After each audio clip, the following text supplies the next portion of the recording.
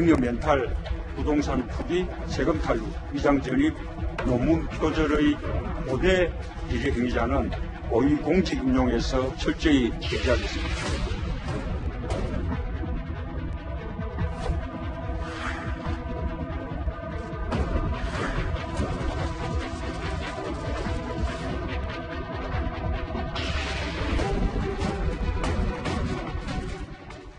지난 16일 LH공사 직원들의 투기 논란으로 홍역을 치렀던 이 변창흠 전 국토교통부 장관이 취임 109일 만에 퇴임을 했습니다.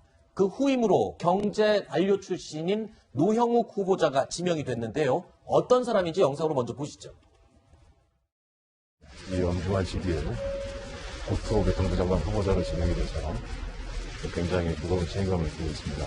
제가 장관으로 이럴 기회가 주어진다면 국민의 주거 안정, 부동산 투기 문제 두 가지를 최선의 과제로 삼아야 할 걸로 봅니다. 자, 노영욱 장관 후보자 인사청문회 앞두고 몇 가지 의혹이 제기됐습니다. 우선 부동산 관련 의혹이 있는데요. 노영욱 후보자 지난 2011년에 세종시에 아파트를 분양받았습니다. 당시에 기재부 근무 중이었기 때문에요. 이 공무원 특별 공급을 받았습니다. 그런데 경쟁률은 일반 분양의 9분의 1 수준밖에 되지가 않죠. 당시에 2억 8천여만 원의 분양을 받은 이 아파트 4년 뒤에 팔았습니다. 그 차액이 2억 원이 넘는 것으로 확인이 됐습니다. 자, 그런데 이게 끝이 아닙니다. 노 후보자는요, 이 아파트에서 거주한 적이 없었다는 겁니다. 기재부에 근무하던 때는 서울에서 출퇴근을 했고 국무조정실 2차장일 때는요, 관사에서 살았다는 겁니다. 정작 국무조정실에서 더 가까운 이 아파트는 임대를 해주고 본인은 더 멀리 있는 관사에서 출퇴근을 한 셈입니다.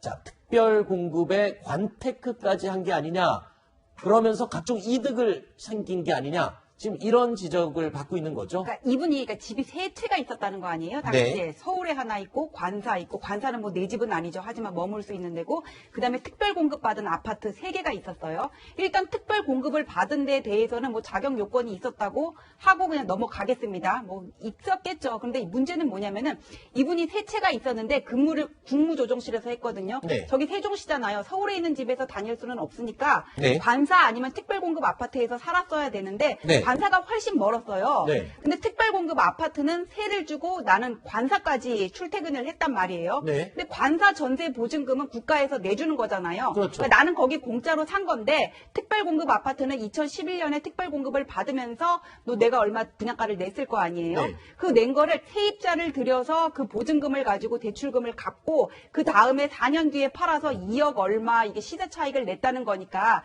이게 일종의 관테크가 아니냐. 국가가 그 대주는 네. 세금을 이용해가지고 나는 시세 차익 얻는데 그 이용한 거 아니냐 지금 이런 얘기들이 나오고 있습니다. 변호사님, 그런데 지금 저희가 확인을 해보니까 그 특별 공급을 받은 공무원으로서 받은 특별 공급도 2억 8천만 원이었잖아요. 아파트가. 그중에 2억 원은 또 대출을 받았다는 겁니다. 그렇게 해서 차익을 받았다면 소위 말하는 지금 정부에서 되게 뭐라고 하는 갭투자잖아요. 이게. 네, 그렇죠. 국민들은 갭투자하면 지금 굉장히 좀 지탄을 받는 상황인데 그렇죠. 모두 한두 번이 아니잖아요. 이번이 처음 아니잖아요. 그런 내로남불의 사례가 뭐 별로 놀랄 것도 없는데요.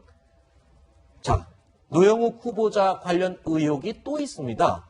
가족들의 위장 전입 내용인데요. 둘째 아들이 이 초등학교를 입학을 하기 전, 자, 2001년 1월에요. 배우자와 둘째 아들만 서울 방배동으로 전입을 했습니다. 그리고 첫째 아들이 초등학교 5학년, 그러니까 중학교 입학 전인 2003년에는요, 이 노 후보자를 제외한 나머지 가족 3명이 서울 반포동으로 또 주소를 옮겼습니다. 주소를 옮겼던 지역이 공교롭게도 강남에서 소위 말하는 인기가 많은 명문 학교가 있는 곳이었다. 우연일까요?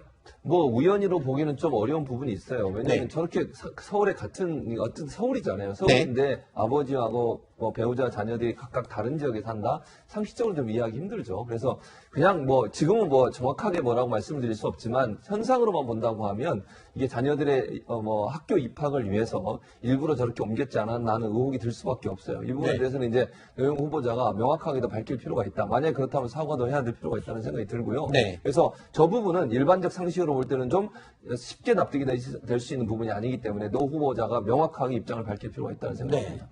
자, 노영욱 후보자는요, 이 세종시 아파트 의혹에 대해서는 투기 목적은 아니었다라고 해명을 했습니다. 그리고, 자, 위장 전입 의혹과 관련해서는요, 이후 여하를 막론하고 부적절한 거주지 이전이었다라면서 사과를 했습니다.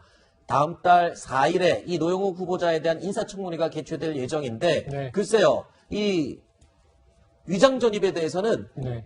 발빠르게 사과를 하고 고개를 숙였네요. 네. 지금 제가 보기에는 뭐 부동산 투기 의혹, 네. 위장 전입 의혹, 교육 목적의 위장 전입이죠, 대부분. 네. 근데 이제 시간이 한 20년 지난 일 아니겠습니까? 네. 위장 전입 건은. 그리고 지금 이제 부동산 투기 의혹은 한 이제 10년 정도 된 건이고. 네. 이 언론 검증이 이미 시작됐고 발빠르게 입장을 내놓고 있기 때문에 네. 지금 나오는 입장. 자, 투기 목적은 아니었다, 교육 목적은 아니었다. 하지만 당시에 이러저러한 상황으로 이렇게 될 수밖에 없었는데 지금 국민의 눈높이로 보면 부적절했다. 네. 송구하다. 사과드린다. 요 기조로 아마 인사청문회도 그대로 갈 것으로 보여지고요. 네. 다음 달 4일이 인사청문회입니다. 그러니까 이제 한 뭐 일주일여 남아 있는데 네. 언론 검증에서 무엇이 더 나올지 모르지만 이 기조는 유지될 것 같습니다. 그래서 저희가 찾아봤습니다. 문재인 정부 출범한 지난 2017년에 청와대에서는요, 고위공직자 임용 배제 7대 비리를 발표를 했습니다. 그러니까 이런 의혹이나 비리가 밝혀질 경우에는 고위공직자에 임명을 하지 않겠다라고 선언을 했었던 건데 기억하십니까? 불법 재산 증식 또는 2005년 7월 이후 위장 전입 등이 그 기준이다라고 이야기를 합니다. 그렇다면 지금 현 정부가 자체적으로 발표한 기준이에요, 이게. 그렇다면 이 기준에 따르면 지금 노 장관 후보자는 임명되면 안 되는 거 아닌가요?